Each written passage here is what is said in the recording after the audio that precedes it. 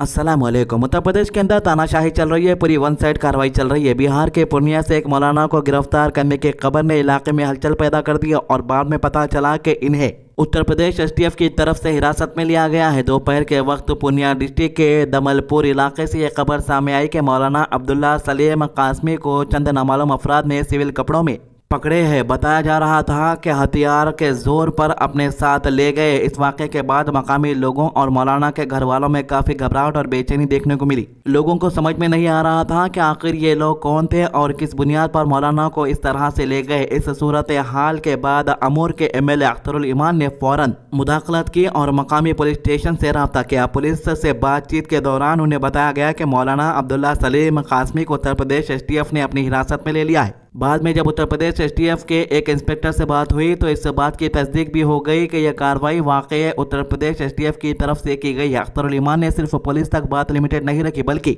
मौलाना के भाई से भी रब्ता किया गया और उन्हें यकीन दिलाया गया कि हर मुमकिन कानूनी और जमहूरी मदद दी जाएगी। इससे घर वालों को कुछ हद तक तसल्ली जरूर मिली, लेकिन सवाल अभी भी बरकरार है कि क्या इस तरह किसी को उठाकर ले जाना ठीक तरीका है या नहीं। इस पूरे मामले की बुनियाद एक वायरल वीडियो को बताया जा रहा है जिसमें मौलाना अब्दुल्ला सलीम ने, जिन्हें ज़्यादातर लोग अब्दुल्ला सलीम चतुर्वेदी के नाम से भी जानते हैं, इन्होंने एक तकरीर के दौरान उत्तर प्रदेश के कानून और गाय से मुतालिक बात की थी। वीडियो में इन्होंने कहा कि अगर किसी के पास 225 ग्राम गाय का गोश्त मिलता है तो उसे घुटनों के नीचे गोली मार दी जाती है और इस पर इन्होंने तनकीद के साथ सवाल उठाया कि क्या यह ठीक है। साथ ही इन्होंने ये भी कहा कि जब जिना या बलात्कार जैसे संगीन जुर्म होते हैं तो उन पर इतनी सख्ती क्यों नहीं दिखाई जाती।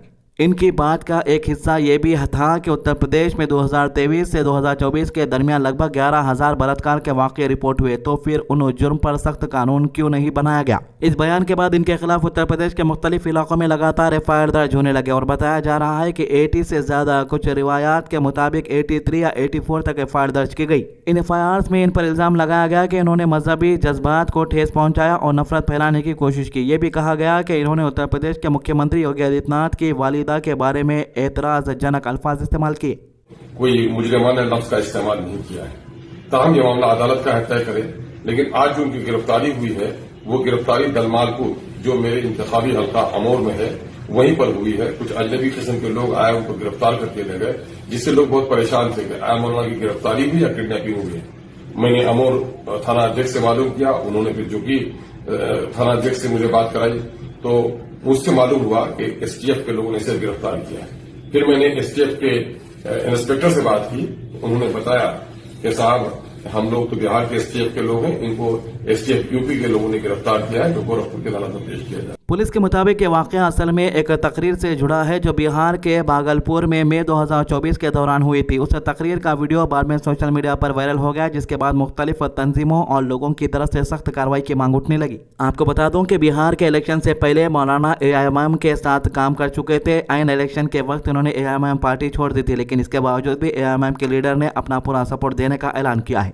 उत्तर प्रदेश एसटीएफ ने फिर कार्रवाई करते हुए मौलाना को बिहार से गिरफ्तार किया गया और इन्हें 12 इंच ले जाया गया। यहां इन्हें नगर कोतवाली पुलिस स्टेशन ले जाकर पूछताछ की गई और बाद में अदालत में पेश किया गया। अदालत ने इन्हें जुडिशियल कस्टडी में जेल भेज दिया है। पुलिस के एक वीडियो बयान में मौलाना को ये कहते हुए देखा गया है कि इनसे तकरीर के दौरान कुछ अल्फाज गैर इरादी तौर पर निकल गए थे, जिसके लिए इन्होंने बिना शर्त माफ़ी भी मांगी थी। इन्होंने अफसोस का इजहार किया और कहा कि ऐसा दोबारा नहीं होगा। साथ ही आवाम से भी अपील की कि कोई भी ऐसा बयान ना दे जो किसी के मजहबी जज्बात को ठेस पहुंचाए या माशरे में फसाद का सबब बने। एक तरफ जो है अंधभक्तों के लीडर है जैसा राजा सिंह है। उत्तर प्रदेश के अंदर गाजियाबाद के अंदर एक शख्स रहता है नरसिंहाना सरस्वती बोल के, आप लोग सुने होंगे इसके बयान। वो लोग हर 2 दिन को इस्लाम के खिलाफ बयानबाजी करते, इंडिया के मुसलमानों के खिलाफ बयानबाजी करते, हुजूर सल्लल्लाहु अलैहि वसल्लम की शान में गुस्ताखी करते। ऐसे वो लोगों के हजारों वीडियो है, लेकिन इसके बावजूद भी उन पर कोई कार्रवाई नहीं होती। और एक मौलाना जो 2 साल पहले एक बयान देते हैं, उस बयान को लेकर ये माफ़ी भी मांग लेते हैं। माफ़ी मांगने के बाद इन्हें पकड़ कर ले जाया जाता है जेल के अंदर। जाते वक्त ये सही हालत रहती और बाहर आते वक्त इनको चलने नहीं आता।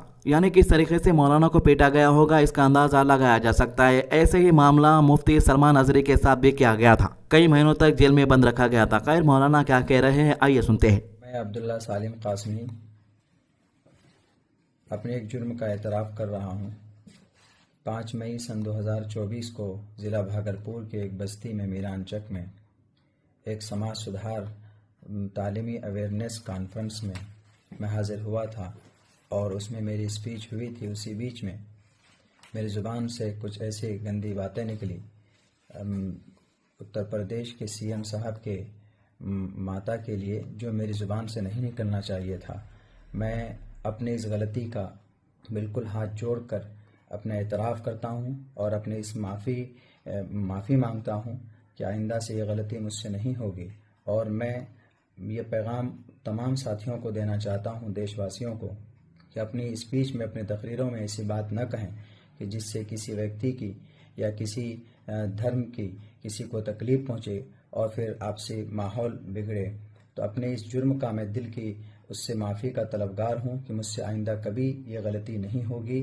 और मैं खुसूसन उत्तर प्रदेश के सीएम साहब से भी माफ़ी का तलबगार हूं कि मेरी ज़ात से कोई तकलीफ पहुंची है तो हमें माफ़ फरमा दें। यानी ऐसा लग रहा है कि उत्तर प्रदेश के चीफ मिनिस्टर योगी आदित्यनाथ ने यह ठान लिया है कि कार्रवाई होगी तो सिर्फ वन साइड होगी। अगर वाकई उत्तर प्रदेश के चीफ मिनिस्टर सेकुलर सोच रखते हैं तो नरसिंहानंद सरस्वती के खिलाफ भी कार्रवाई करे, राजा सिंह के खिलाफ भी कार्रवाई करे। इसके अलावा इस मामले को लेकर उत्तर प्रदेश का पुलिस का बयान भी सामने आया है। पुलिस वाले इस मामले को लेकर क्या कह रहे हैं, आइए सुनते हैं। पिछले दिनों सोशल मीडिया पर एक वीडियो वायरल हुआ जिसमें बिहार के जनपद अररिया में रहने वाला मोहम्मद सालिम नाम के एक व्यक्ति द्वारा माननीय मुख्यमंत्री उत्तर प्रदेश जी के ऊपर अशोभनीय टिप्पणी सार्वजनिक मंच से की जा रही थी। इस संबंध में देवीपाटन परिक्षेत्र के बलरामपुर एवं बहराइच जनपदों में एफआईआर दर्ज की गई। आज गोरखपुर की एसटीएफ यूनिट के द्वारा इस अभियुक्त को बिहार से पूछताछ हेतु कोतवाली नगर बहराइच लाया गया, जहां पर इस व्यक्ति द्वारा अपने उस कथन को स्वीकार किया गया तथा माफी मांगी गई। इस संबंध में अग्रिम विधिक कार्रवाई कोतवाली नगर बहराइच से की जा रही है। तो यह मामला अब सिर्फ गिरफ्तारी का नहीं बल्कि आज़ादी बयान, बराबरी और कानूनी इंसाफ के सवालों से भी जुड़ा हुआ नजर आ रहा है। लोग ये पूछ रहे हैं कि क्या कानून सबके लिए बराबर है या नहीं, और क्या हर शख्स को अपनी बात रखने का बराबर हक हासिल है या नहीं। इस मामले के अंदर एआईएमआईएम पार्टी काफ़ी एक्टिव नजर आ रही है। आपको बता दूं कि बिहार के हाल ही के इलेक्शन के अंदर जिस तरीके से एआईएमआईएम ने परफॉर्मेंस दिया है, इसने सभी को हैरान कर दिया है। पार्टी को ग्राउंड लेवल पे काफ़ी सपोर्ट मिला है, इसीलिए एआईएमआईएम पार्टी मौलाना के सपोर्ट में खड़ी भी है।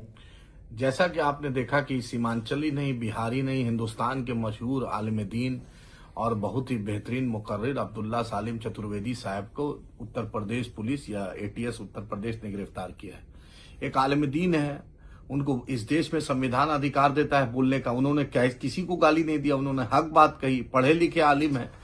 जिस तरीके से उत्तर प्रदेश पुलिस ने व्यवहार किया, ये बहुत ही अफसोसनाक है। मजलिस इत्तेहादुल मुस्लिमीन के रियासती सदर अख्तर उल ईमान साहब ने मजम्मत की, हम खुद मजम्मत करते हैं।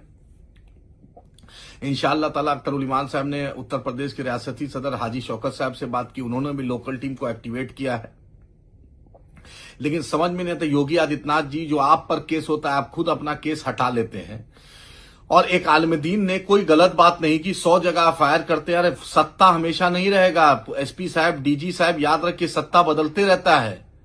याद रखिए जिस तरीके से आपने एक बहरूबिया बनके जिस तरीके से अब्दुल्ला सालिम चतुर्वेदी साहब के साथ गिरफ्तारी की है, बहुत ही अफसोसनाक है। तो ये थी अभी तक की अपडेट। आज की अच्छी बात, हुजूर सल्लल्लाहु अलैहि वसल्लम ने फरमाया, जिस शख्स ने हिदायत की दावत दी उसे इस हिदायत की पैरवी करने वालों के अजर के बराबर अजर मिलेगा और उनके अजर में कोई कमी ना होगी, और जिस शख्स ने गुमराही की दावत दी उस पर इसकी पैरवी करने वालों के बराबर गुनाह व बोझ होगा और इसके गुनाहों में कोई कमी ना होगी। मुस्लिम 2674। हमारे चैनल को सब्सक्राइब कीजिए, वीडियोज़ को शेयर कीजिए। अल्लाह हाफिज़।